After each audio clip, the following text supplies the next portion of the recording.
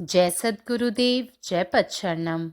मेरे सद्गुरु की वाणी परम संत महात्मा यशपाल जी महाराज का प्रवृत्ति में निवृत्ति गृहस्थ धर्म के लिए श्रीमद् भगवद गीता का गीता सुधा भाष्य अध्याय 2 श्लोक 32। यदृच्छया चोपपन्नं स्वर्गद्वारं पावृतं सुखिनः क्षत्रियाः पार्थ लभन्ते युद्धमीदृशम्।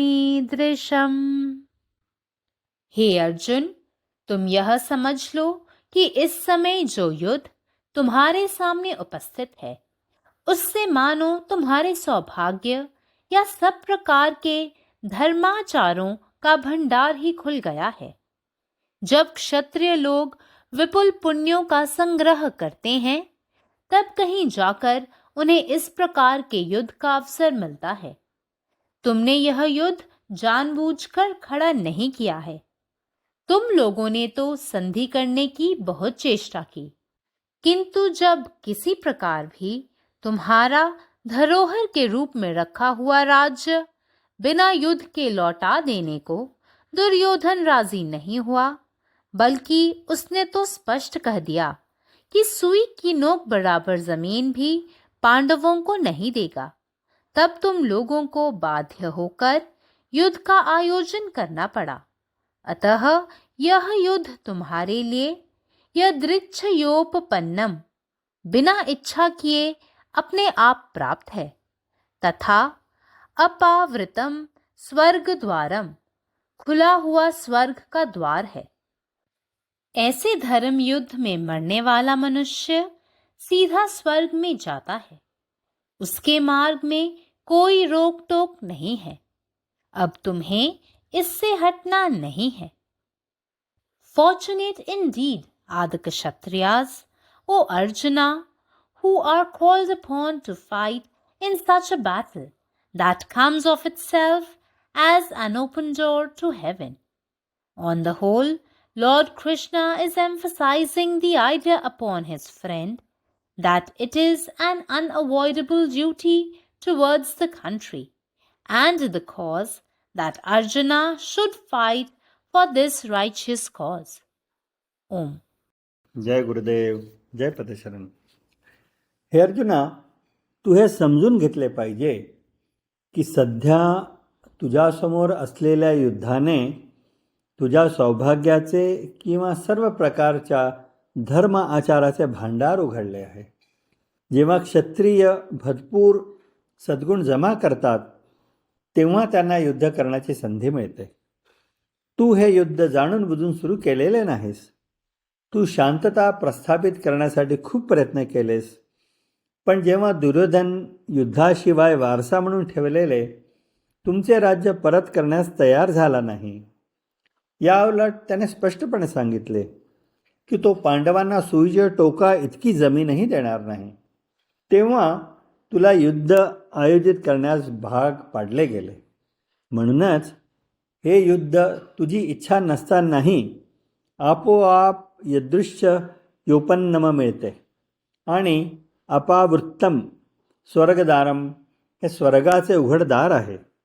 अशा धर्मयुद्धात मृत्युमुखी पडणारा मनुष्य थेट स्वर्गात जातो. त्याच्या मार्गात कुठलाही अडथळा येत नाही. आता तुला त्यापासून दूर जाण्याची गरजच नाही. నా సద్గురు సందేశం గీతాసుధ పరసత్ మహాత్మా శ్రీ యశ్పాజీ మహారాజు వారిచే ప్రతిపాదించబడిన ప్రవృత్తిలో నివృత్తి గృహస్థు మార్గంలో గీతా భాష్యము అధ్యాయము 2 సాంఖ్యయోగము శ్లోకము 32. ఓ అర్జున, ఈ సమయాన ఏ యుద్ధమైతే నీ ముందున్నదో దానిచే నీ సౌభాగ్యము లేదా సమస్త ధర్మాచరణముల ఖజానా తెరవబడి ఉన్నదని గ్రహించు. ఏ క్షత్రియులైతే ఎంతో పుణ్యాన్ని సంపాదించి ఉంటారో అటువంటి వారికే ఈ రకంగా యుద్ధం చేసే అవకాశం లభిస్తుంది. నీవు కావాలని ఈ యుద్ధం చేయటకు నిలబడలేదు. మీరందరూ సంధి చేసుకుంటూ ఎన్నో ప్రయత్నాలు చేశారు, కానీ యుద్ధం చేయకుండా మీరు తాకట్టు రూపంలో ఉంచిన రాజ్యాన్ని ఇచ్చుటకు దుర్యోధనుడు అంగీకరించట్లేదు. అంతేగాక సూదిమొన మోపినంత భూమిని కూడా ఆ పాండవులకు ఇవ్వనని దుర్యోధనుడు స్పష్టం చేశాడు. అందుచేతనే మీరు బలవంతంగా తప్పనిసరి అయి యుద్ధానికి సిద్ధపడవలసి వచ్చింది. అందుచేత ఈ యుద్ధం మీకు యాదృచ్ఛియాచ ఉపపన్నం, కోరుకున్నకుండానే దానంతటదే లభించింది. అలాగే అపావృతం స్వర్గద్వారం అనగా స్వర్గద్వారాలు తెరవబడ్డాయి. ఇటువంటి ధర్మయుద్ధంలో మరణించిన వ్యక్తి తిన్నగా స్వర్గానికే వెళ్తాడు. అతని మార్గంలో ఏ విధమైన అడ్డంకులు ఉండవు. అందుచేత ఇప్పుడు నీకు ఈ యుద్ధమును నుండి తప్పించుకుంటకు వీలు లేదు. పరమాత్మ నీవే ఉన్నావు, నీ ఇష్టమే నెరవేరాలి. జై సద్గురుదేవ్, జై ప్రసాద్. സദ്ഗുരുവിൻ്റെ സന്ദേശം.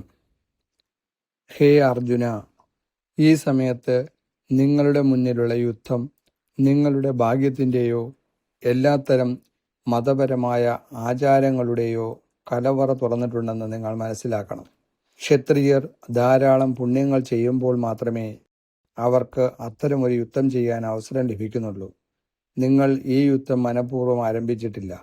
നിങ്ങൾ സമാധാനം സ്ഥാപിക്കാൻ വളരെയധികം ശ്രമിച്ചു.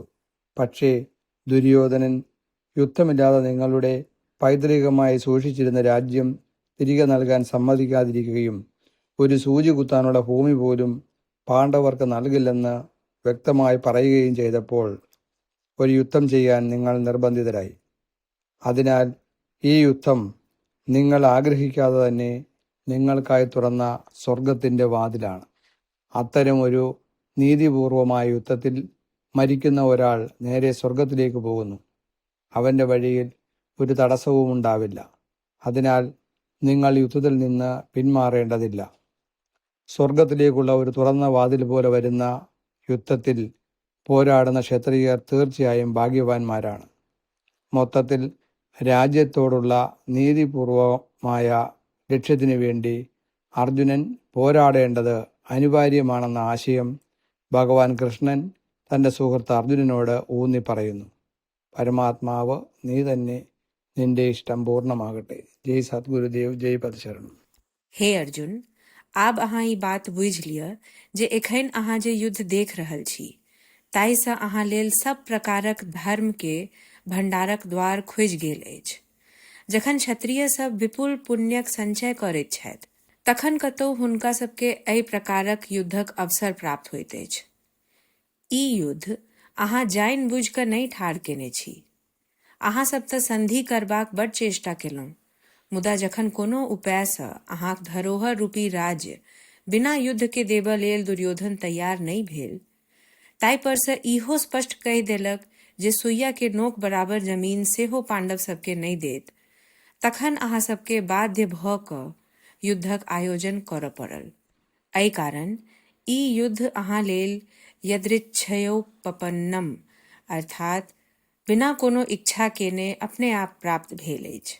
आ अपावृतम स्वर्गद्वारम माने स्वर्गक खुजल द्वार एहन अछि।